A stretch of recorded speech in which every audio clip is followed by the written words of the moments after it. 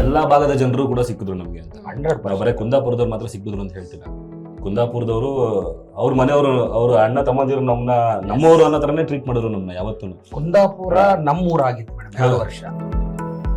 ನಾವಿಬ್ರು ಆಕ್ಟ್ ಮಾಡಬೇಕು ಅಥವಾ ಬಾಂಧವ್ಯ ಚೆನ್ನಾಗಿ ಕಾಣಿಸ್ಬೇಕು ಸ್ಕ್ರೀನ್ ಮೇಲೆ ಅಂದ್ರೆ ನಿಮ್ಮಲ್ಲಿ ಇವ್ರು ಹೀರೋ ಅನ್ನೋ ಭಾವನೆ ಬರಬಾರ್ದು, ಅಥವಾ ಇವ್ರೇನೋ ಇನ್ನೊಬ್ರು ದೊಡ್ಡವರು ಅನ್ನೋ ಭಾವನೆ ಬರಬಾರ್ದು.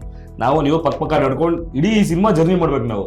ನೀನು ಅಲ್ಲಿ ಅಯ್ಯೋ ಹೀರೋ ಬರ್ತಾವ್ರೆ, ಅವ್ರು ಹೋಗ್ಲಿ ಮುಂದೆ ಹಿಂಗ್ ಹೋಗೋಣ, ಆ ತರದ್ ಏನು ಭಾವನೆನೇ ಬರಬಾರ್ದು ಅಂತ.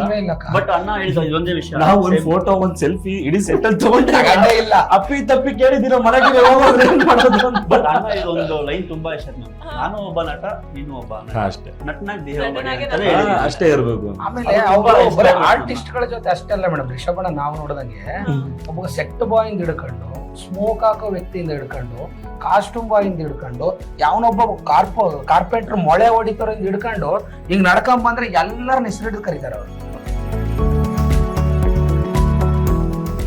ನಮ್ಮ ಒಂದ್ ಸೀನ್ ಅಲ್ಲಿ 1,000 ಜನ 2,000 ಜನ ಓಡೋ ಸೀನ್ ಐತೆ ಮೇಡಮ್. 2,000 ಜನ ಅಣ್ಣ ಮುಂದೆ ನಿಂತವ್ರೆ, ತುಂಬಾ ದೂರ ಐತೆ, ಆಕ್ಷನ್ ಅಂದ್ರೆ ಓಡಿದ್ರು, ಅಣ್ಣ ಹೋಗಿ ಕೂತ್ಕೊಂಡು ಆರಾಮಾಗಿ ಮಾನಿಟರ್ ನೋಡಿ. ಯಾರು ರಾಜಧಾನಿ ಎಕ್ಸ್ಪ್ರೆಸ್ ಹೋಗೋದು ಗೊತ್ತಾ? ರಾಜಧಾನಿ ಎಕ್ಸ್ಪ್ರೆಸ್ ಎನರ್ಜಿ